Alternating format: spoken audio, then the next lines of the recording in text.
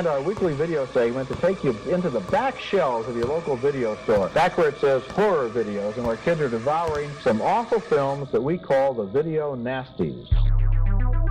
Are you freebasing? Inquiring minds want to know.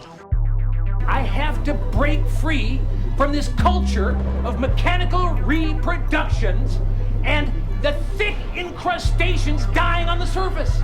Fuck the prime time, bitch! Mom with the new flesh. The pain, I can assure you, will be exquisite. As for our deaths, come with me and be immortal. We have such sights to show you. Gotta return some videotapes. Hello, horror hounds, and welcome to the It Slays podcast. I'm your humble host, Rowan. And I'm the eyeball under your boot, Mike. And I'm Colton. And it's Joe. And we are back for another episode. Before we get into anything, we are going to deal with some housekeeping that we have, because it's, you know, that busy time of the year when we're trying to get ready for the anniversary.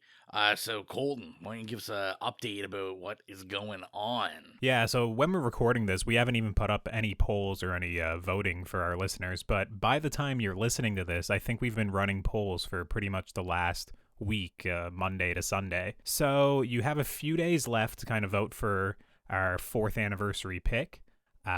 So yeah, just basically make sure to get your votes in. There's probably 4 to 5 days left at this point when you're getting this in your podcast feed. And yeah, I have no clue what's in the lead. Hopefully House of Wax for Cecily, but other than that, I have no clue. I will campaign for my girl. You heard it here first, ladies. Colton's poll game is strong. Brings new what do I even say to that, Rowan? What do I even say? Brings new meaning to the phrase pole and hole. Yeah, and before we, get into everything about the episode this evening or today, whenever you're listening to it, we're just acknowledging that this is Black History Month. Obviously, we're recording this. It's not Black History Month yet, but when this comes out, it will be. So, if you, for some reason, were like, I don't like Invasion of the Body Snatchers, so I'm not going to listen to that episode. This was my pick for Black History Month, but I thought we'd kick it off, and I was going to suggest some directors, some black creators. I feel like it would be a little too basic bitch of me to, be like, oh, let me give you, like, some black horror movies and, say, like, Candyman, and then, you look at the 1992 one, and no one black really had anything to do with the creative process other than acting. So, yeah, I thought maybe I'd pick some that might be obvious, might not be obvious. We'll start with an obvious one that we'll just get out of the way. Just any Jordan Peele movie. Just, yes. If you haven't seen it, obviously, for contemporary horror, he's the Hitchcock. He's the master at work right now. So Get Out, Us, Nope. Why you haven't seen these yet? If you haven't, I have no idea. You're foolish. Go watch them. Another one I wanted to suggest was the director, Remy Weeks. I think that's how you say their name. Obviously, we know I'm notorious at saying people's names improperly. But they were the director of His House, which is on Netflix, which is a really great horror film if you haven't seen it. And yeah, I don't want to say much about it to give anything away, but check it out. It was very critically praised when it came out. Another person that is, the podcast, you guys know how much we already love them.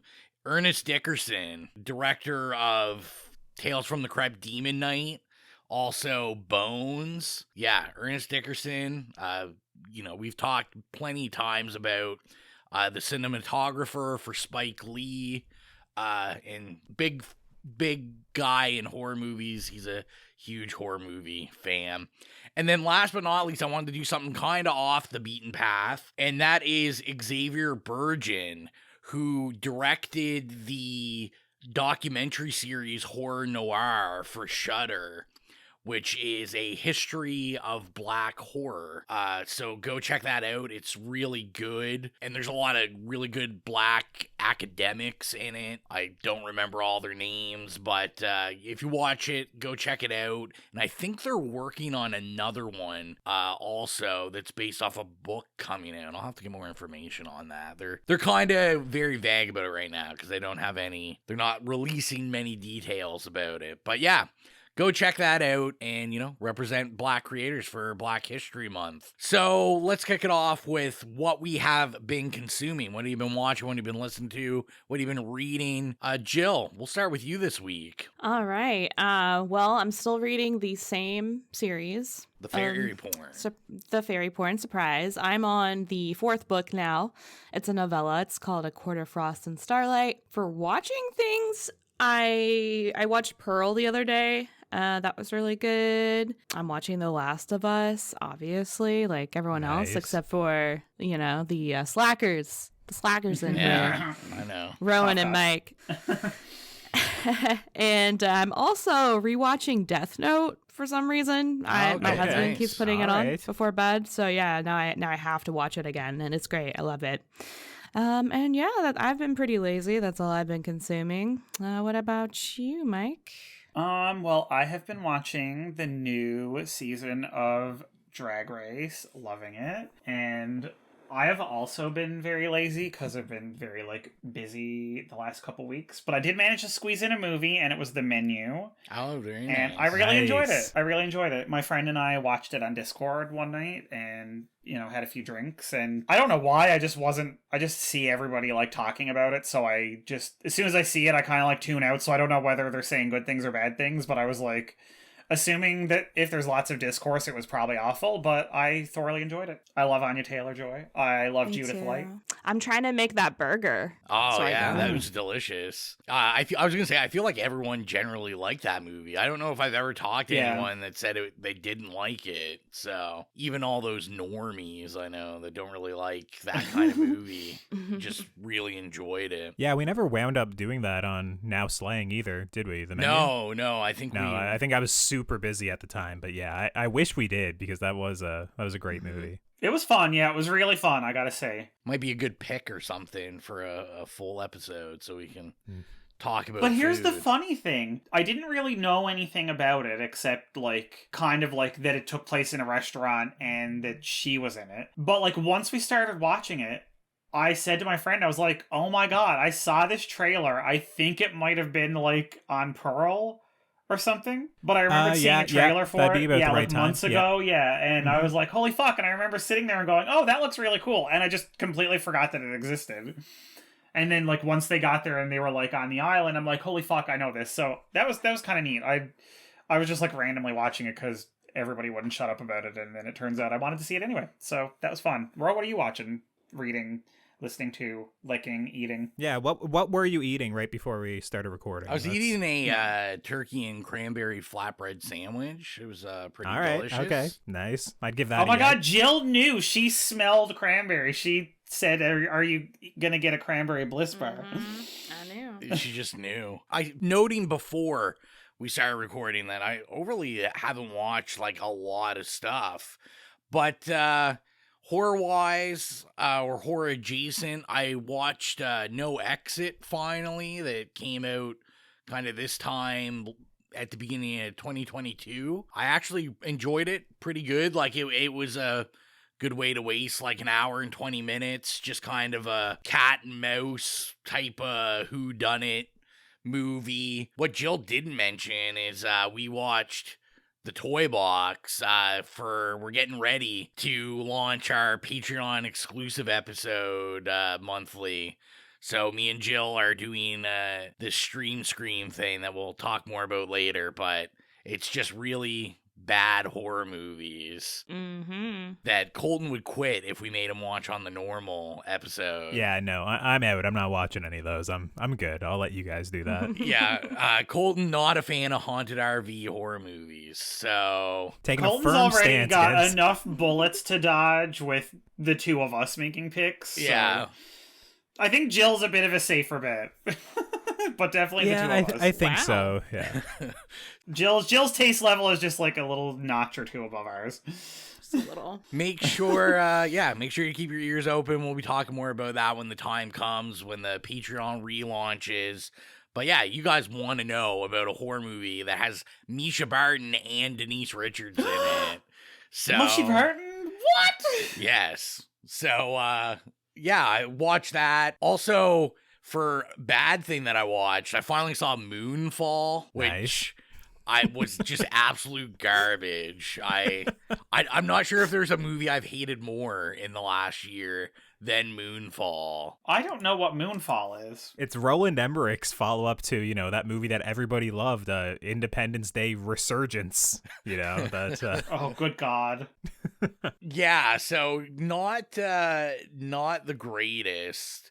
But things that I really did like that I watched The Wonder, which Colton berated me for 24 hours. I gave it a 5. Yeah, because you gave it 5 stars. I gave it a 5 star. You're the biggest Wonder fanboy I think I've ever seen. I really enjoyed it. It's a perfectly fine movie. I enjoyed it. It's very horror adjacent. It feels like a horror movie, even though it really isn't a horror movie. But it has the feeling just like you're watching The Witch or something, and the score, everything feels horror. But it's not really. Also watched Chippendale Rescue Rangers, was a big fan of that. I really enjoyed it. Me and Exilia watched it. We laughed our ass off. I mean, that hits my age group. I remember watching the original Chippendale. I'm gonna demand Where's the Darkwing Duck movie, but hopefully the people demanded enough that we get it. And then the only thing, I'm not gonna go through everything I watched. The only other thing is, when you're listening to this, it's already out now. Me and Colton went and saw Infinity Pool and did a review on it. I was also a huge fan of this. I really enjoyed it.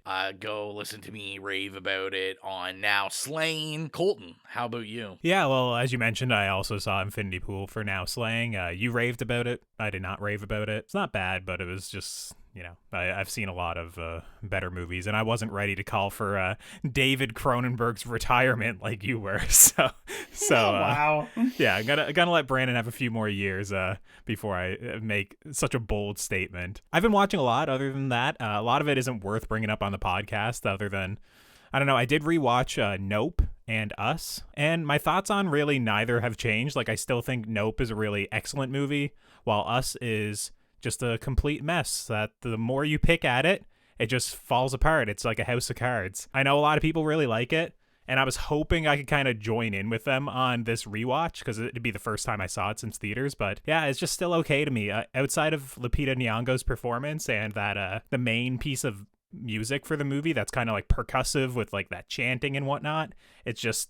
I don't know. It doesn't really do much for me. And just, I think all the logic of the movie and just how they try and over-explain everything, but it still makes no sense, kind of just does a big disservice to my enjoyment with it. So, yeah, I was glad that Nope really held up, though. I still thoroughly enjoyed it. In addition to my Jordan Peele rewatch, in a continued effort to see basically everything from 2022 that may or may not make my list, I watched a horror anthology film on Netflix called The House, which features 3 different stories revolving around a house. So the movie kind of shies away from the horror genre the further you get into it, but it still kind of has this stop motion animated kind of felt fabric feel to it, so it's kind of always moving a little bit, when you're constantly adjusting the facial expressions, these little hairs and pieces of fabric on all the faces are moving. It's just kind of constantly unnerving, kind of similar to Coraline, I guess, in that button-eyed way. Yeah. So yeah, I really liked it. I think it's a horror anthology, right? Some stories are better than others. I did think 2 out of the 3 were at least really solid. And, I mean, if you like stop-motion animation and horror anthologies, it's on Netflix. It's easy to find. It's a weird little movie from last year called The House. And lastly, I've been checking out a few different films online through the Sundance Film Festival. They really cracked down on VPNs this year, so me and a bunch of my film buddies couldn't really check out a lot of things online, but we did wind up finding a workaround.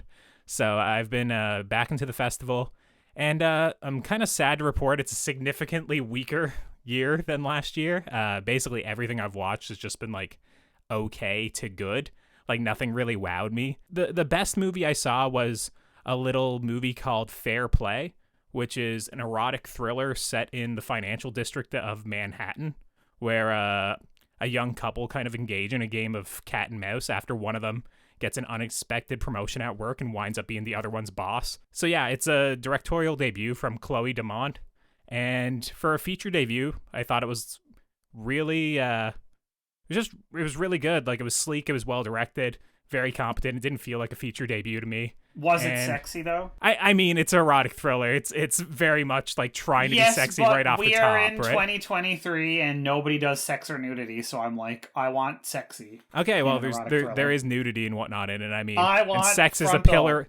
Yeah, sex is a pillar of like the couple's relationship, but also since the relationship is kind of them taking each other apart and like destroying each other, obviously the sex kind of gets put on the back burner at a certain point. Okay, that's maybe fair. It resurfaces again. I thought it was pretty good. I really enjoyed watching them essentially destroy each other, and it's already been acquired by Netflix, so it shouldn't be too much longer before everyone could watch it at home. Honestly, like, the title alone just smacks of like Shannon Tweed 90s Cinemax late night. Yeah, I think it'd kind of be in vibe with those. Like, it's definitely... And that is my vibe. Like, I'm saying that all these things are, like, yeah, a huge sleigh for me. So, yeah, I'm not, like... It sounds really interesting. I really want to watch it. Yeah, I'm racking my brain if there is, like, full frontal in it. The main guy in it is Eldon Ehrenreich, the guy who's Solo in the Solo movies. You know, the one that, like, Hollywood was trying to make, like, a... kind of like a movie star. And he's just, like, so fun to watch in the movie, just like so sad to watch, essentially. Just, you know, I was just cringing along with all of his the different things that he does. It's just it's fun to watch. I really enjoyed it. But yeah, other than that, I think it's probably just time to get into what we're all here to talk about. Yeah, so our episode for this evening was 1995's Vampire in Brooklyn. So let's get into the trailer, and then we'll be back for the synopsis and first experiences. Paramount Pictures presents Eddie Murphy. Do I look like I would bite you? Angela Bassett. You bet not. Not after the day I've had. Eddie Murphy. Evil is good. And Eddie Murphy. Trying to play hard to get up. In a new film from the creator of A Nightmare on Elm Street. I love this place. Vampire in Brooklyn. You seen the Wolf Man? To the 25th power. Rated R. Starts Friday, October 27th, everywhere. Vampire in Brooklyn was directed by Wes Craven and written by Charlie Murphy, Michael Lucker, and Chris Parker, and the story is as follows. In the wake of her mother's death in a mental institution, Detective Rita Vader is assigned to a baffling serial murder case. After examining the crime scene, a corpse-filled ship found adrift at sea, Rita meets Maximilian, a smooth-talking Caribbean playboy determined to seduce her. When Rita begins suffering from crippling hallucinations, she calls upon Dr. Zecco, an occultist who suspects a vampire is on the loose. So we know where we're going to start. Our first experiences. Is this your first time watching it? Or have you seen this before? Is this part of your vast Eddie Murphy repertoire and collection? Also, I got to say here that every time that I was reading about the movie and I saw that Charlie Murphy wrote it, I literally, in my mind, just went, darkness. Because, you know, the Dave Chappelle, Rick James, and Charlie Murphy skits. So, yeah, first experiences, Mike, we'll start with you. Okay, so weirdly, when we decided to do it for this episode, that was the first time I'd ever seen it. Oh. Which I say weirdly because, first of all, it is, you know, somewhat of a cult selection from the mid-90s, which is, I've seen, like, you know, everything from that period. And also, it's a Wes Craven movie, and he's one of my favorite horror dudes of all time. But I will say this, there was a reason why I never saw it, because I have never been a fan of Eddie Murphy. But not even so much Eddie Murphy, I do not like comedians, especially male comedians. So any movie that just stars a male comedian, I'm immediately like, I'm just going to put that on, I'm never going to watch a pile, even if it stars Angela Bassett and is directed by Wes Craven.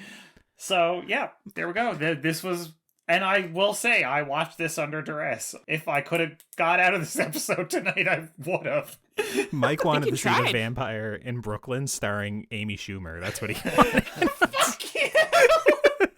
I wouldn't watch that. I also need to say, I do not want to watch a movie starring a female comedian. I just don't like stand-up comics or anything in general, but and I know Eddie Murphy's not so much like a stand-up comic now, but like that was his like foundation, so yeah, to me that's like the same thing, you know, like there's few people that anyone who's like mainly known for their comedy, I'm just like I like funny things, I just don't like comedians. What I need is Mike to start doing YouTube videos so I can get a list of Mike's top 5 horror dudes.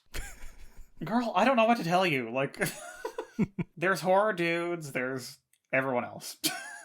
All right. I sorry. That's all I got. I interrupted. Colton, how about you? Yeah, I'm similar to Mike. This is my first time seeing it, but even worse, I've never heard of this movie. So it was kind of weird. The more and more I looked into it was like, wait, okay, it stars, Eddie Murphy, obviously. Okay, that's Angela Bassett. All right. Wait, it's directed by Wes Craven. It's just like more and more I was confused about how I've never heard of this movie that like came out after, his last Nightmare on Elm Street movie and then before Scream. I was just like, this is kind of a hidden gem, I guess, if you like bad gems. But yeah, this is my first time I've seen it. What about you, Rowan? I'm sure this is a classic for Rowan Fraser, is it? Listen, when they announced this on Blu-ray, I pre-ordered it. You pre-order everything on Blu-ray. That doesn't matter. Yeah, that's not criteria. That's like me saying I'll go see it in the theater. It's just, if it's a movie in theaters, But I'll go. I've seen this a couple times. Like I remember renting this from the video store.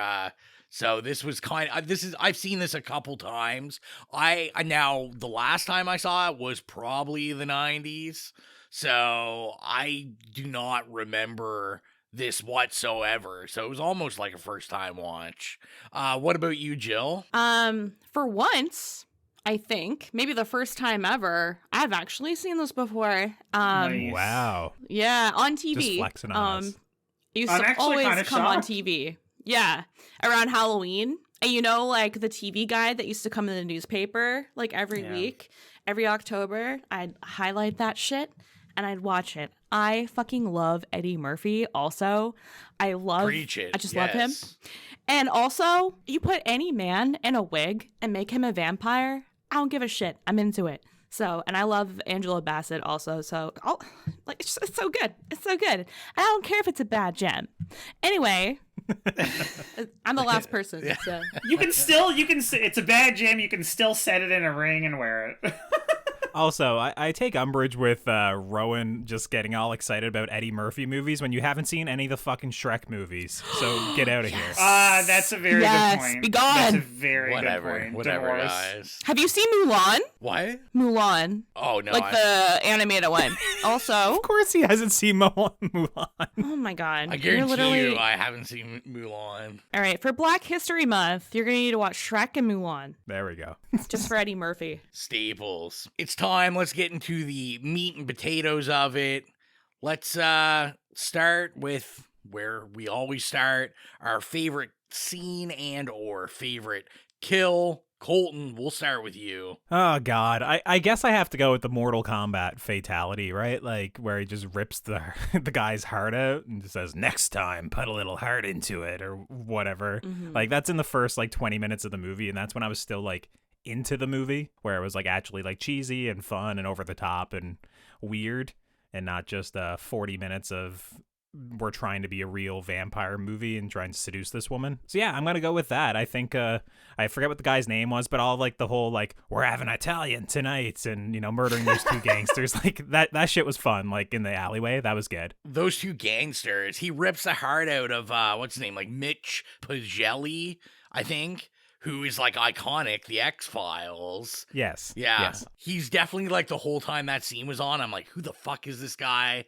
and why do I know him? And then I was like, the goddamn X-Files. Yeah, and I guess I'll steal the other kill right there as well. It's really fun when he hops behind the car and it's just arms and legs literally flying all over the place. It's silly and stupid, and that's kind of what I thought this whole movie would be. So I enjoy that. That was my favorite kill. My favorites, well, I won't get into my favorite scene. I won't steal it all, but it's a really short one that I'm sure Rowan loves as well. So, all right. Oh, I thought you were going to steal an Exilia and just say the end. No, I mean, I've done that. I've said the credits is my favorite scene before. I think it was in, what was it, Neon Demon or something, you know? But yeah, we'll get into my other favorite Speaking of Jill, scene. her first appearance. Yeah. Throwback. My favorite. Yeah. Yeah, Jill, what's your favorite scene or favorite kill? My favorite kill, I think, was Nikki, the roommate, when she was getting like railed by the vampire upstairs, and then she starts screaming, and then blood drips out of the keyhole. I was like, that's fucking cool. Nikki, the horniest roommate of all time. Yep, always stealing other people's goodies, apparently. You know, we've all She's had bad only roommates. moderately horny, Ro. But anyway, what about you, Mike? How about you, Mike? Oh, well, okay, so I also love the Nikki scene, partially because I just think that Nikki is iconic, and she was not in the movie for long enough, so I, like, soaked up every scene that she was in.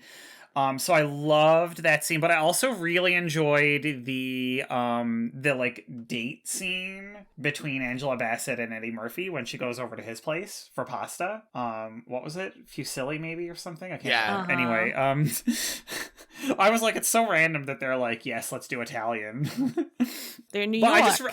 I really enjoyed that scene because, like, I think that when they are actually allowed to, like, display it, that they actually had a little bit of chemistry. Because they're, you know, like Eddie Murphy, he's not my favorite at all, but, like, I do think that he does have a lot of talent. And when he's not wearing that hideous wig, I'm sorry, Jill, you know, he is attractive. And Angela Bassett is an absolute stunning goddess from another realm entirely, and she has chemistry with everybody. And I really liked it. I loved the apartment. I thought they had, like, some good chemistry in that scene, and they were talking about, like, art and painting, and I love art and painting, so I just, like, I really enjoyed that. I was like, oh my god, like, I wish I was there. And so, yeah, that was just, like, honestly, like, Nikki was my favorite kill, but, you know, because the whole fucking, but that was my favorite scene. I just really liked it. I thought it was a, like, nice kind of moment where you got, like, taken out of all the weird, quirky, crazy shit that was happening, and it was like, ooh, this could actually be, like, really seductive, and turns out not so much. But anyway, yeah, so, Ro, what about you? So my favorite kill is the same as Colton. I really like the kind of intro to Maximilian, which, I had in my notes, like, toughest vampire name ever. I love his name's Maximilian. But yeah, I really enjoyed him ripping the heart scene. Especially, like, we get, like, the cheesy jokes, all that. That's what I'm here for. My favorite scene is kind of favorite multiple scenes. It's pretty much anything with John Witherspoon in it. Because I am, like, the biggest John Witherspoon fan. He's not good in anything he is in, which I thought was kind of funny because they definitely borrowed a lot of lines from, like, Friday, especially Friday. Like, there was, like, rip-offs of, like, jokes he told in Friday. Wait, when did Friday come out? Like, a couple years before this, maybe? Yeah, Friday was, like, between 90 and 91, I want to say 19. What? No, it's not that old. I thought it was, like, 93 or 94 for sure. Yeah, it's definitely before this. Okay, anyway. Sorry, the timeline is messed up. I do also love him, by the way. Friday's 1995. Same year. Same year. Oh, okay. See? Yeah. So maybe he had those jokes on the brain. They were just kind of embedded in him. And, but yeah, John Witherspoon, you know, R.I.P., but just a classic comedic actor. That's always good. So I just loved everything that. Can I say something controversial? I think he was funnier and better than Eddie Murphy in this movie. Oh, I would agree with that as well. Yes, he was. He was so excellent. Good. He was excellent. Yeah. You know, I can start here. I guess this is where I can't believe I'm going to do it, but I'm going to complain about the movie first. Thank you. So this is kind of where my issue laid with it. Is I thought I really liked, it's credited as the Guido and Pastor Paulie. I like when we had Eddie Murphy kind of in his bag doing the characters. Like Pastor Paulie was super funny. I really thought he was funny. The Guido was super funny, especially I am probably on an island where Raw is my favorite Eddie Murphy stand-up. I do like Delirious, but I really like Raw. And this Guido character is a character he kind of perfected in Eddie Murphy Raw.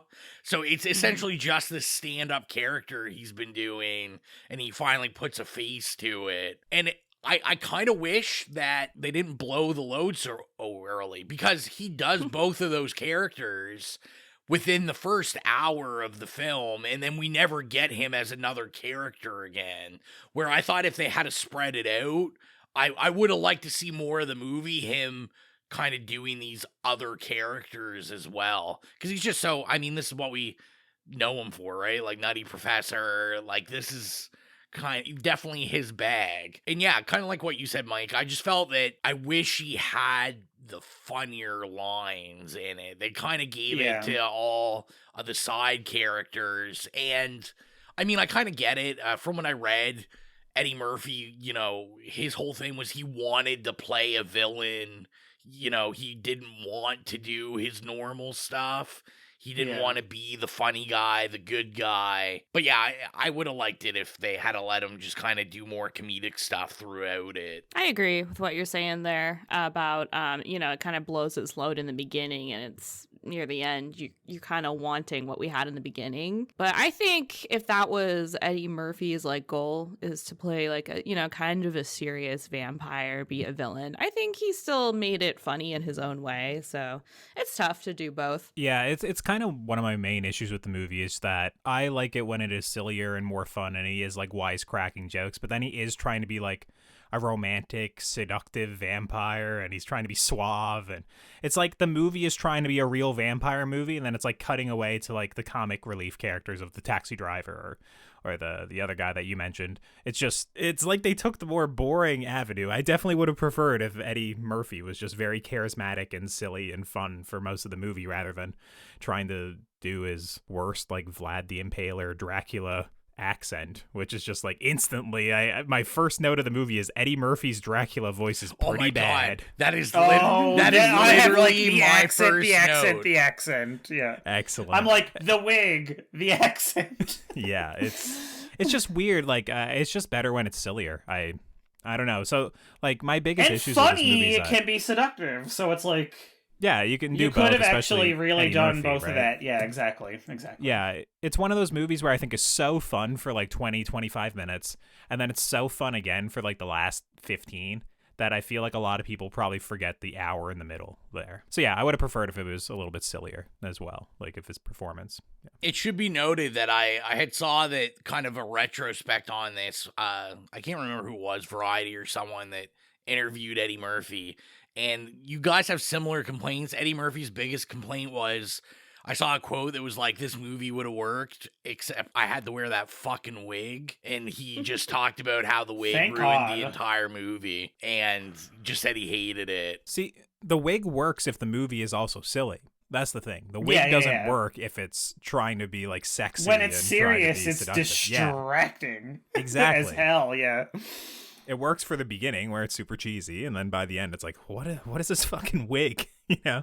I'm thinking like something slapsticky, like a Dracula Dead and Loving It or something. Like maybe if it had taken more of like a cue from that. That's such a good movie. It is a good movie. I gotta write that down. That's gonna be a pick sometime. Oh, what have I done? Oh, God, what Mike. have I done? I'm so sorry, man. everyone. I'm so sorry anyone who's listening too, because you're gonna have to listen to it. I was gonna say what was kind of weird, like just I didn't read a lot about the movie, but just kind of what I did. I thought it was interesting that Eddie Murphy said that all the comedy, all that stuff, was actually brought in by Craven. That they wanted to do a serious horror movie. Because this originally wasn't even supposed to have Eddie Murphy in it. It was just his production company. Because, you know, this is also, it gets in the, you know, grimy studio business. This was the last... his last film with Paramount for his contract, so okay. His company had to make one last movie, so this was in the run of, you know, this would have been Beverly Hills Cop. So that's the put out an album to get out of your contract. Yeah, so they were making this movie, working on it, and they were just going to put it out with just not him. He was just going to produce it, and that was going to be the end. And then it kind of basically really fulfilled the contract if he was in it. So he was like, sure, I'll be in it. And then that's when he came and got Wes Craven, because he was like, Eddie Murphy's like a huge horror fan, and he was like, I've always wanted to work with Wes Craven, and, you know, like most of the world, Wes Craven was a huge Eddie Murphy fan. But yeah, I thought it was interesting that he said they wanted it to be serious, because like I had said before, Eddie Murphy wanted to play a bad guy. He wanted to, you know, be in a horror movie. And he said Craven basically was like, no, we got to try to like lighten this up a bit, because even though you're a villain, like, people also have to kind of like you. That's the only way vampire movies work. So I just thought it was kind of weird that... Well, I mean, he's got so much screen time. Like, yeah, he's essentially like the main character, so... Yeah, I thought it was interesting that he said, like, a lot of the comedy, it was basically Craven being like, no, we got to be funny here. This can't be... So, yeah. Has Eddie Murphy ever given a dramatic performance? I'd say, I mean, as silly as it may appear, like, I'm thinking recently, like, My Name is Dolomite, which was like the... Yeah, Dolomite is my name, yeah. Yeah. Which, I mean, he's still really silly in a lot of I that mean, movie. Dolomite's a pretty wild character, but, like, I thought he was pretty good in that. I'm sure if I looked back... Yeah, it's just I don't know if I believe him, is basically what I'm saying. Like, if you have a full career where you're always kind of doing the same shtick, even in, like, the Disney movies and Shrek and whatnot, it kind of winds up being like, I don't know if it's the directors and the writers kind of directing him and making him do that. I think it's just kind of him, you know, putting himself in the movie. I don't know if he can blame that all on Wes Craven, almost in like retrospect, right? Yeah, well, and this is kind of the time period, like, I'm thinking about once we're getting into like the later 90s, we're getting to like Dr. Dolittle, stuff like that. And this is kind of when Eddie Murphy was like going on record saying like, hey, I'm going to milk Hollywood now, and I'm going to make huge paydays. And, you know, he went on record saying, like, I'm going to do movies that I don't really give a shit about.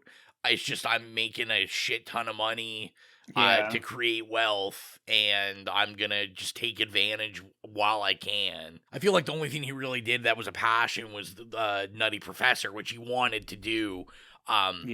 When he made this movie, this was to fulfill the contract so he could go do Nutty Professor. That's what he was trying to get to. So I also do agree, even though I do like him in this, I also see it as, like, you can kind of tell he's just kind of getting this out of the way. Like, he's like, I need to finish this contract, and I need to get it done. I did want to say, though, I forgot that Alan Payne was in this. And... you know, as a child raised on black cinema, Alan Payne holds a very special place in my heart. All my New Jack City lovers. Yes. G-Money. I say that. And then obviously, you know, like TBS, the rise of Tyler Perry, the Payne Show, I think it was called. And then that turned into Meet the Browns or House of Browns. But... you know, Alan Payne was, like, huge, like, in the 90s, early 2000s. Also, the amazing Brandy Diana Ross movie, Double Platinum. I don't think I ever saw that.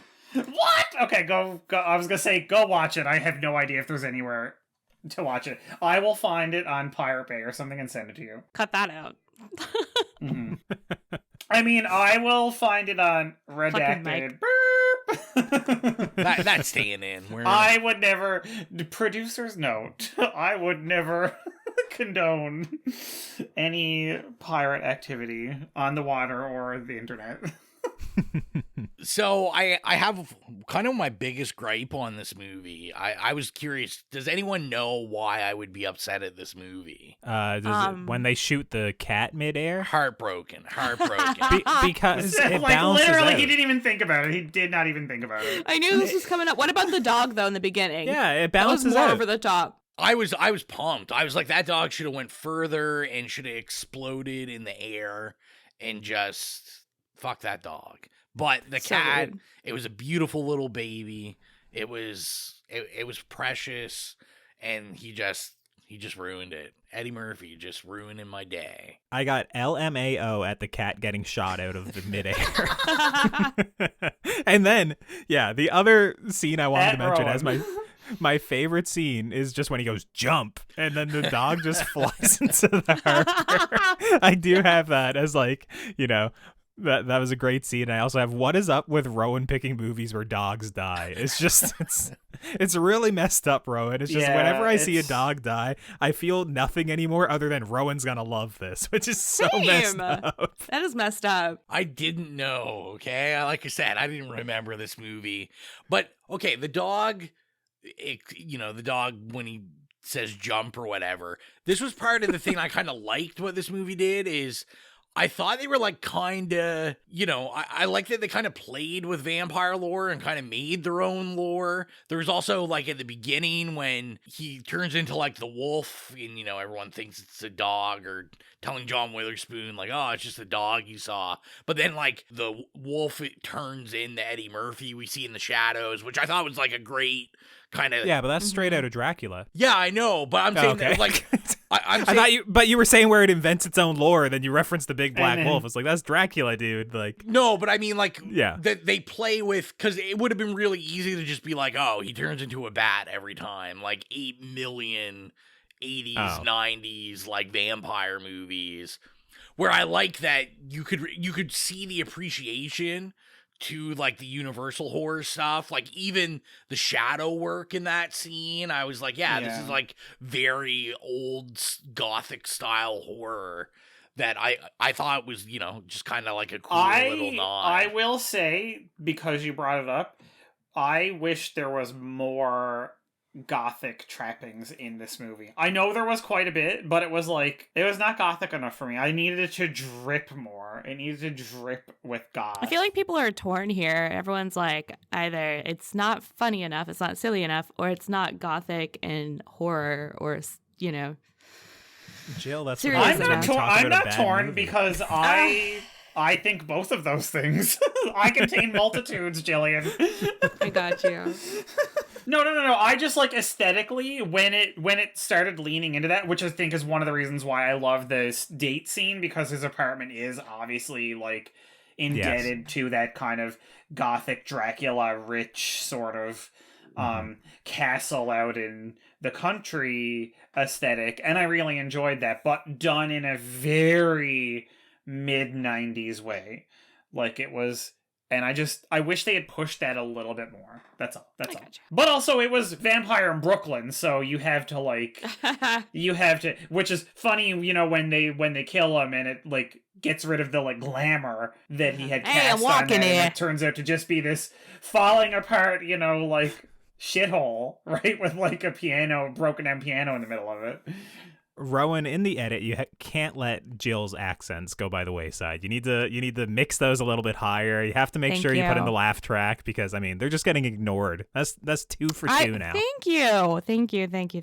I work hard. We recognize you for that. See, now I'm kind of the opposite of Mike. I think the charm of the movie is like this 90s New York setting. Like it's so 90s. It's so like, just these kind of movies are just so made like this. Also, I'm gonna have to make Queen of the Damned one of my picks, because this is basically Queen of the Damned, but comedy. Okay, Jill. Yeah. I literally made a note saying how much I loved them playing with the like origin lore of vampires, but it literally I wrote down smacks of Queen of the Damned. It's and Aaliyah, like R.I.P. Oh yeah, like Queen of the Damned's like my favorite book ever. It's so good. The book is amazing. The movie is like wonderful candy trash compared to it, but I love it. It's so good. It's so good. You have to separate it from the book. Yeah. Now that you guys are talking about it, I'm just like, man, we really missed out by not having a vampire movie with Aaliyah and Eddie Murphy in it. Oh, wow. That would have been a serve. We nailed it. Someone should have hired us in the 90s as children. And okay, I'm sure they can figure out how to do a like hologram of Aaliyah and have her act alongside Eddie Murphy. I'll write it. I'll literally write it. I'll go buy Sid Field's screenplay tomorrow. Like, I'll keep Mike out of Hollywood, for God's sake. Holograms acting alongside real people. Next thing you'll have the AI helping you write your screenplay, and Girl, it's no worse than any fucking superhero movie where it's 4 hours of people standing suspended by a cable in front of a green screen. That's all I'm saying. I wanted to talk about a scene that I did laugh pretty hard at was when he's trying to get Angela Bassett to feed, and they go to the park with the white woman, and then she gives oh my God, yeah. That was my second favorite scene, by the way. That was going to be my pick. I was She's laughing like, pretty hard. Oh, I like understand your oppression and and then she's like, but get away from me, I'm gonna pepper spray you. Also, did you notice who that was? No. It was Jerry Hall. Oh, yes. The model / ex-wife of... Yeah, I was like watching the credits and I'm like, oh my God, Jerry Hall was in this? And I was like, it can't be the Jerry Hall, supermodel and former wife of Mick Jagger. And then I looked at it and it was like, Woman in Park. I'm like, yeah, that was her. I was going to say a strong point for me, I had in my notes. I thought the makeup was pretty good. I liked it. It really reminded me of From Dusk Till Dawn. Yeah, people can't hear the faces Colton's making at me right now. Man, oh man. When he turns into Preacher Polly, that's like the worst makeup job I've ever seen in my life. That's so bad. That was preaching. That was a $100 Windows 95 CG transition. I was talking about the vampire effect. Yeah, but we can't excuse all the rest of the makeup either. I mean, I liked it. The vampire makeup is bad too. Dude, nah, he was a lumpy preacher. It was perfect. It was like some nutty professor shit. Yeah, his face looks like an Easter bake oven. And ass is good. Evil is good. Ass is evil. I was crying at that. That was good, yeah. And the thing is like when you're getting into the makeup and all that, like part of the effect is the wig, and we've already talked about that. The wig is bad. Like, I mean, if you like it, like, good for you. I just think it's awful. I think it's so bad. It's like, what about the nails? Well, I don't know. I don't even remember the nails. The all nails I remember are is okay. like they're definitely the square leagues above the cheekbones. wig, Like yeah. it literally looks like they put a piece of cardboard on and put like some clay or putty over it. Like, it's awful. I don't know. See, I really like that look. Like I said, it gave me vibes of like From Dusk Till Dawn, like Bordello Dude, of Blood. From Dusk Till Dawn looks sick. It's like not even close. Like From Dusk Till Dawn is like a sleigh. It's leagues in the other direction. The makeup, not even close. The makeup, like that transformation, it looks like, when Tom Savini is like half vampire. I'm telling you, it looks the same. It doesn't. Whatever, guys. It looks like Tom Savini if he got all of his makeup from Dollarama. That's what it looks like. Okay, this does not happen very often, but like I am gonna team up with Colton and totally. Mike and I being energetically aligned on this podcast is giving me life. This is great. Once in a blue moon. Yeah. And here we are. Love to see it. Love to see it. Speaking of things that are falling apart, what about Julius as he like kind of decomposes and then eventually ends up with a mannequin hand? That shit was so funny. I thought Julius was pretty funny. Kadeem Hardison, which he's in like a bunch of 90s stuff. One of the greatest 90s show of all time, A Different World. Yes. Also, White Men Can't Jump. Yes, he was in that. Yes. I thought he was pretty good, like as kind of the play on Renfield. I wish they kind of played up the bug eating more. He only ate one bug in this. Yeah. I was waiting for it because, like, there were so many of those, like, really cool nods to Dracula. Like, when the boat comes crashing in, I was like, this is literally straight out of Dracula. I was like, oh yeah, like cracking my knuckles, like, here we go. And then it fell apart for quite a bit, but I was like, okay, this Renfield character I'm totally into. It's just so funny because I was thinking, I don't remember why, but like recently I was thinking about the Renfield character a lot. I feel like I maybe like was looking up someone's IMDb. Is it the new movie coming out? Oh, that's what it was. Yes, yeah. The one with Nicolas Cage and Nicolas Cage. Hoult. Yeah. So I was thinking, and I was just it sort of like set me on that, how that's such a really great like literary and cinematic character. I guess more literary because it comes out more in the book, but like, I was like, this character is always excellent in every like either adaptation or like take or spoof of Dracula. Like the Renfield character is always like the most fun, and I just think like that was such a coup for him to get that role, because it is definitely one of the best roles in that whole fucking movie. Yeah, I agree with that. I could have used a whole spin-off. I could have used the sequel where he turns into the vampire. I was like, it looks like they were setting it up, and I was like, I would have watched Vampire in Brooklyn 2 with him in it. Like, Julius and his uncle, I thought were the best dynamic of the whole movie. Like, I thought they were really funny, and I was like, I'd watch like the direct-to-video sequel of this. Yeah. Same, actually. Great dynamic. Also, I really enjoyed the flip-flopping metaphor that came back at the end and circled around and just tied the movie in a cute little bow. Yeah. Maybe in 95, definitely we weren't aware of the transphobic jokes there. But for 95, I'm sure people thought that was okay. I'm sorry. funny. I didn't mean. I realized that, but they also referred to like becoming a vampire. Oh, well, yeah, like, no, us flip flopping too. Okay, sorry. I just want to make sure I don't get canceled here. Yeah, Jesus Christ. Listen, the way I look at it, I think John Witherspoon can say anything terrible, and it's funny. Like, he just makes everything funny. So it's okay. It was John Witherspoon, so he gets a pass. Colton, I have a question for you. So. Yes, shoot. I think you kind of approached the subject, but I think we're going to agree. This movie was way too long. This movie is an hour and 40 minutes. And this was like a strong, hour? I think they could have done like an hour 20. Hour 10 maybe. No, 25. I would have been happy with 25. Well, I was trying to think. The original Dracula movie was what? I think the original Dracula movie was only like an hour. 70 minutes? Yeah, it was quick. And I was like, you know what? This slaps. And I'm like, I think this would slap at that length. And you could excuse it. You could be like, hey, it's a nod to the original Dracula. We're shortening it up. Yeah, but girl, they got jokes they gotta fit in, right? Like, they got gags they need to set up. Yeah, I mean, I guess my pullback that, and like I said, I love Alan Payne. I like him and stuff. I just wasn't interested in this, like, do they, don't they love story between him and Angela Bassett. Like, I didn't care. I was hoping for a fucking steamy, hot, and horny sex scene. You almost got it. Almost. Yeah, well, I didn't. We got an off-screen and Queen one. of the Damned. Yeah, I agree. It's way too long, obviously. But for me, it's like I would just completely cut out all the parts where Eddie Murphy is auditioning for Nutty Professor. I would just cut out all the parts where he's like doing different characters and shit. Just let him be the vampire. He's already weird enough. He's already in makeup and everything. It's like he's already doing it.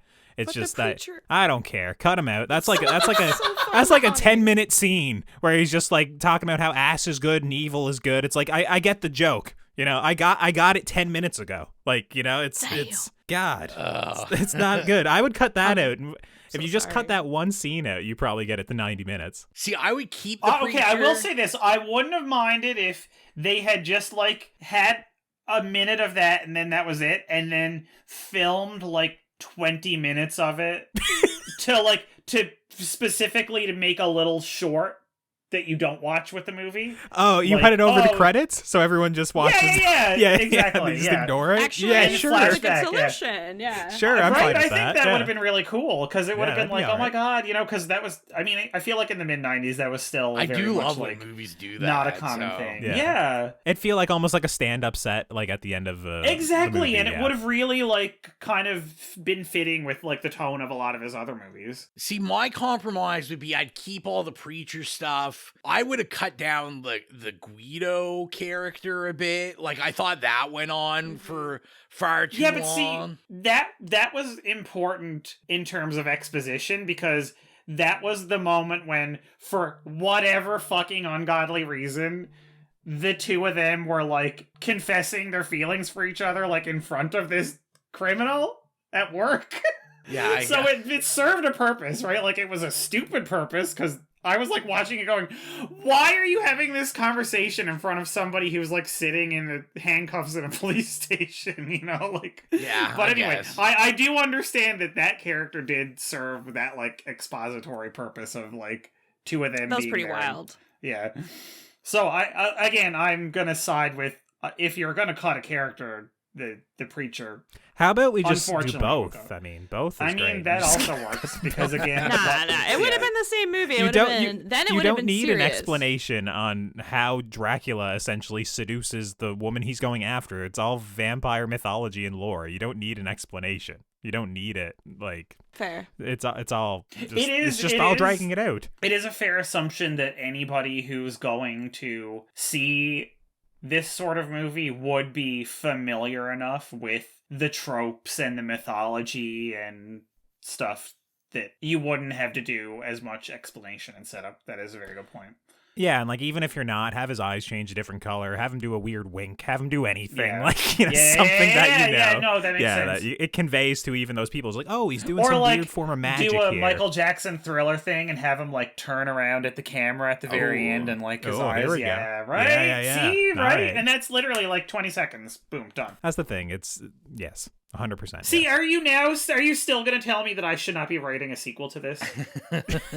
Well, I'll give you some notes on the hologram and whatnot. Okay, fair. But... if they're gonna cut anything from it, I would have liked them to add maybe like a little. I thought this could have used like a little more like kills, a little more violence, even though like, you know, we get the heart ripped out and stuff. Like I thought with an hour and 40-minute runtime, I was like, there's really not that much like death and horror, like other than, you know, this Renfield character, this ghoul rotting away, that it's kind of the butt of jokes. But I was like, you know, especially where I'm reading, I'm like, they envisioned this being like at first this serious horror movie, and I was like, you really only had like a couple kills and that's it. Like I would have liked to seen some more like mayhem, some more destruction. Okay, but to be fair, there is actually, like when you think about it, I feel like in Wes Craven's canon, they're not as kill hungry as you maybe like think or remember that they are. Like most of his movies are like not super violent, but it's like bursts. Okay, and a lot of them don't have a lot of kills at all. It's more of like tension building and like creating a world or like setting up this like philosophy. Well, yeah. So I feel like when I was watching it, that's what I felt like. I was like, this actually kind of really smacks of Wes Craven in that it's not trying to be like super bloody and over the top gruesome. Maybe it's also not a slasher, right? Like exactly. It's not one of those, right? And a lot of vampire movies it's kind of like a couple of people get bit on the neck and they come back, and that's the horror of it. You know, like it's not necessarily gory, like other than a little bit of blood. Yes, and I mean, like especially since the vampire mythology is like just essentially all about sex. Yes. Seduction. Turning into a vampire is exactly. It's like a sexual act. You know, one of my last notes I had on this is where the three of my co-hosts can just kind of like, you know, shut their ears, roll their eyes for 10 seconds. But I'm living second movie in a row that I had some funny basketball references going on here with the New York Knicks sucking, which guess what? They still pretty much suck. So nothing has changed in almost 20. Oh, Jesus, this is older than 20. Oh my God, I'm old. What? Almost 30 years. Another 2 years. This will be 30 years old. This movie will be like when we're all grandparents and you're talking to your grandkids. You're telling about the good old days when they used to make movies like Vampire in Brooklyn. This'll be it. Oof. Yep. That'll be me for sure. Yeah. Yeah. You'll know that Colton has like officially lost his mind of old age when he starts talking about the good old days of Vampire in Brooklyn. Yeah. Hey kids, I'm watching The Vampire in Brooklyn over here. Come on. Now, see, we'll know that Jill is still of sound mind when she does. That's right. And because she'll say it exactly like that, too. And they're going to be like, great-grandma, like, who are you turning into? Your cousin Vinny. It'll be playing on TV again, because by that time, all the streamers will have ate each other, and we'll just be back to basic cable for everybody. Do you guys have any other notes about this? You know what? I'll say that I did like the score at times was pretty funky. That's what I'll give it. The score was very good. It was actually. pretty fun. I will say. And once again, I wish the movie was always aligned with that funky, fun score, which it was not. Man, I don't know why, but yeah, I just didn't expect funky to come out of your mouth. So I was, I love it. That's my note. It says the shadow shapeshift from dog to man with the funky music kicking in is hilarious. That's that what sounds I got. unseasoned, Colton. Yeah. Well, we were like 5 minutes into the movie. I was still hopeful that this could be good. It also, for some reason, all I thought about was like what that scene would look like, and then like the like Seinfeld bass kicks in, and oh yeah, that's pretty much what it was like. Yeah, yeah. All right, well, if that's everything, let's get into rating this bad boy. So if you're new to the program, our rating system is nay, okay, yay, or slay. Mike, we'll start with you. You said this was a first-time watch. What would you give 1995's Vampire in Brooklyn? It was. Okay, so I'm going to preface this as... Why do I always have a preface? God damn it. I'm qualifying what I'm about to say. So I will admit that, I went into this with prejudice. I was like, I'm not going to like this. For years and years and years, decades, I have had my mind made up about this movie, which is why I never watched it. So I have to say that, and also I have to say that the version of it that I watched was not very good quality, and while I was watching it, I did think this would look and sound amazing on Blu-ray, and I didn't think that it was, and then I Googled it and found out that, as Ro said earlier, it is on Blu-ray. So I would like to see this on Blu-ray again, and maybe it will change my opinion, but I will give it, I have to say, an okay, which is better than the absolute 2 thumbs down I thought it was going to be. I actually liked it more than I thought I was going to. I thought that it had a lot of really great moments, but a lot of really, like, I didn't think it was funny, and I didn't think that it was scary. And it started having moments where it seemed like it was going to be sexy, but then it wasn't. So, like, all of my, like, pillars, my 3 pillars of, like, a comedy, horror, vampire movie were, like, all sort of, like, rotten and falling down. So I will give it an okay, but with the qualification that I would really like to actually watch it again, A, knowing what I'm in for, and B, seeing it in better quality. And I don't know, I feel like there's some, like, maybe, I know we said it should be shorter, which it should, but I also feel like there might be some deleted scenes that might actually, if you were to make it longer, make it better. I don't know. I just feel like there's a lot of interference here and that there was a lot of stuff cut out. And I feel like there was probably a lot of this was changed on the fly. And that's what it smacks up to me, because I feel like the 90s were, like, notorious for just, like, let's get in and hack the movie apart while we're filming it. So, yeah, I'm sorry. I'm giving it an okay with the possibility to upgrade it later if I watch it again.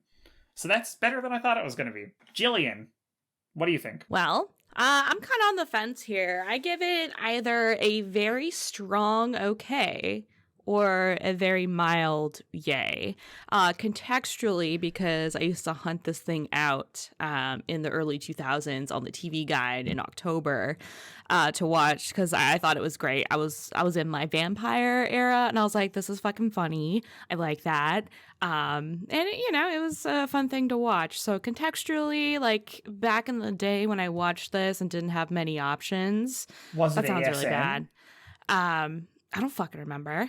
But was it Channel 10 with the, like, news during this? And no commercials? I don't know what channels you had where you were, but anyway. Was this a hit on vampires.com or whatever?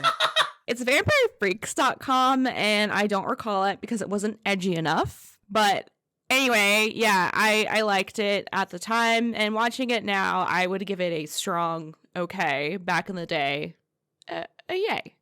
But yeah, it's good. I like it. Could be shorter.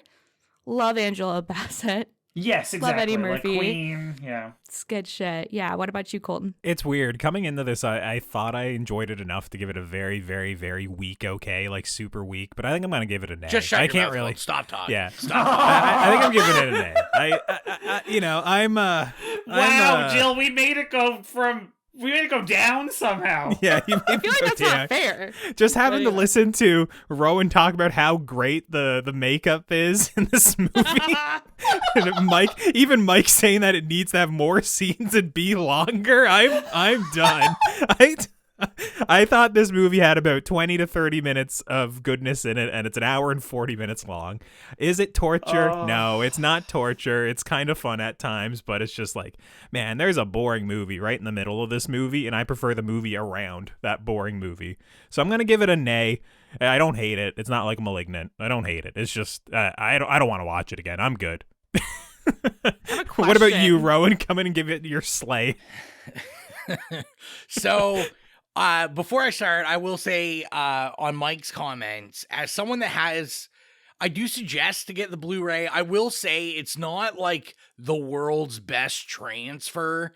There's no special features. It's like a very, it seems like they just kind of transferred the VHS on the Blu-ray. It's also cheap. Like, it's like $12 on Amazon. It wasn't, I think when it came out, it was only $13. So it wasn't an expensive Blu-ray. Like I said, I have a kind of like Jill, I have like a nostalgia for this one. And I do love Eddie Murphy. I love this like time period of Eddie Murphy. But with all that, like I do have some issues with it looking back on it. And, I don't love it enough that it's been like 20 years since I watched it.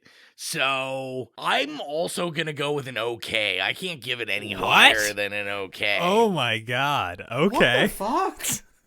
I literally thought Ro was going to be like, slay 5 Ys. Like, no, it's an okay. But this is one of those okays that like, now that I've rewatched it now, like I'll probably watch it again. Like I do enjoy it. It's an okay that I enjoy. It's like, it's like any of these movies that, are so bad they're good. To me, there's enough of this to make me want to watch. John Witherspoon makes me want to watch this. So I'm also going to give it an okay. Is this a 4-star review on Letterboxd? Colton, pull up his Letterboxd right now. No. He hasn't reviewed it yet. I'll be watching. Oh, okay. If he gives this the same review as Jaws and says it's an okay, I mean, I'll be back here with, we'll go to war. It's like his heart on a movie that he gave like 2.5 stars to. I'm like, okay, bitch. It's gonna get a heart. It'll get a heart on Letterboxd. I feel like you can't go higher than a 3 on this one. To me, I usually give like movies that I'm like, yeah, it's like I'd watch it. At 3, it seems like a reasonable Letterboxd star review for this. This is No The Wonder. That's what you're saying. It's it's The Wonder is also in a slim category of movies better than Jaws. But yeah, so we told you what we thought, and we asked you what you thought of Vampire in Brooklyn, and that's the end of the segment because no one had any opinions on Vampire in Brooklyn. Heartbroken. Do better. Just do better, guys. So yeah, I guess we're going to go right over to the horrific hotline. Yeah, all right. Just give me a second to pull this up. Okay, so I was kind of scared, so to say, of Vampire in Brooklyn because I hadn't seen it before and all the reviews were very negative, like it's one of Craven's worst movies ever. Yes. Now having seen it, I have to say, was pleasantly surprised that it wasn't a nay, so it was entertaining enough for me. I liked the side character of Julius the Ghoul the most. It was kind of entertaining, and I also respect the choice of having Eddie Murphy portray the priest and the Italian gangster as well, when he disguises himself as those characters. What didn't work for me was the horror comedy aspect at all. So it was neither scary in any kind or any way, or funny in any way, except for the ghoul character. But the pacing was all right, and the actors were all right. So overall, I'd say it's an okay for me. It's not a good Craven movie, and it's not a good Eddie Murphy movie, but all in all, it is a decent movie. It's definitely better than its reputation, and I think that's the nicest thing I can say about it. It doesn't really deserve a resurgence like Scream 4 or Shocker or The People Under the Stairs or New Nightmare, all those overlooked Craven movies that kind of have gotten the fan appraisal over the last few years. Yeah, I think the enthusiasm there when it's like, it was all right. It's all right. It's like kind of said it all, Nicholas. that was good. Comedic Pretty timing on there. par with us. I'm a little undecided right now. I haven't decided. I'll let you know, Nicholas, whether or not you're banned from ever talking on the podcast or not. Oh, come on. Come on. For a good opinion, you're going to ban the guy? That's shameful. We all said okay, so yeah, we gave the same rating, Rowan. What the fuck? I gave it more praise. It is having a resurgence. So listen, it is not having a resurgence. Roe gave it a 4-star. Okay. So if you want to leave a voicemail like Nicholas and have it ripped apart on the air, you can do so at 1902-418-8620. Or you can just message it to us on Instagram or send it to us at our email, itslayespodcast@gmail.com. Basically, if you attach an audio file, Rowan will figure out how to get it on the air and we'll listen to it. And if you're not following us already, make sure to do so at itslayespodcast. We're basically everywhere on Facebook, Instagram, Twitter, Letterboxd, Slasher. If it's a social media, Tumblr. Okay, well, I don't know if we should be on Tumblr. Tumblr is back, man. It's like Vampire in Brooklyn. It's making a resurgence. Listen, the sheer amount of bots that are naked woman picture and some lady's name followed by a bunch of numbers that follow me every single day show that Tumblr is back. That's all I'm saying. What I'll say is some things like Vampire in Brooklyn is better left just dead. Like better left in the past. Tumblr should be one of those things. But if you're hearing this, you also have a few more days to vote. So make sure you go to our Instagram or our Twitter, vote in the polls, let your voice be heard, and make sure we pick something that you want to hear us discuss for our 4th anniversary episode. And other than that, Rowan, plug the playlist. So yeah, if you like music from horror movies, spooky music in general, go to the It Slays Podcast Horrific playlist on Spotify. If you have any problems finding it, you can also, in all the social media, go to the link tree, and there's a link right in there to go directly to it. We put music up there from horror movies we review, or iconic horror movies, or just horror movies we love. I might have to find some funky bass lines to put up there from Vampire in Brooklyn just for Colton, so he can just listen to it every day and slowly become more and more of a fan and be part of the resurgence that I'm really trying to push here. So go do that. And all we really have is to announce the upcoming episode, which we just talked about. We don't know what it is because you guys haven't voted for it yet. So go vote for it. You know what? Even if you don't vote on the poll, send a private message. Say, we just want to hear you review Vampire in Brooklyn again. And we'll just watch it again. And we'll make Colton watch it as many times this year as possible. That'll be my resignation, I think. If we do back-to-back Vampire in Brooklyn episodes, I don't know. I think I'm out. But, and then lastly, just kind of like we talked at the top, just, celebrate Black History Month, watching more Black horror creators, writers, actors, directors. I mean, spend all year doing that, really. But maybe if you don't normally, just focus because there's tons of it out there. We gave those few suggestions, but there's tons and tons out there now that, kind of the good thing about streaming is if it doesn't have a theatrical release, there's lots of stuff on streaming also. So I think that's everything. As always, thank you for all the support. I'm your humble host, Rowan. Bye, it's Mike. I'm Colton. And it's Jill. See you later. Let me hear y'all say it. Evil is good. That's right, evil is good. We're going to expand our weekly video segment to take you into the back shelves of your local video store. Back where it says horror videos and where kids are devouring some awful films that we call the video nasties. Are you freebasing? Inquiring minds want to know. I have to break free from this culture of mechanical reproductions and the thick incrustations dying on the surface. Fuck the prime time, bitch! Mom with the new Fletch. The pain, I can assure you, will be exquisite. As for our deaths, come with me and be immortal. We have such sights to show you. We've got to return some videotapes.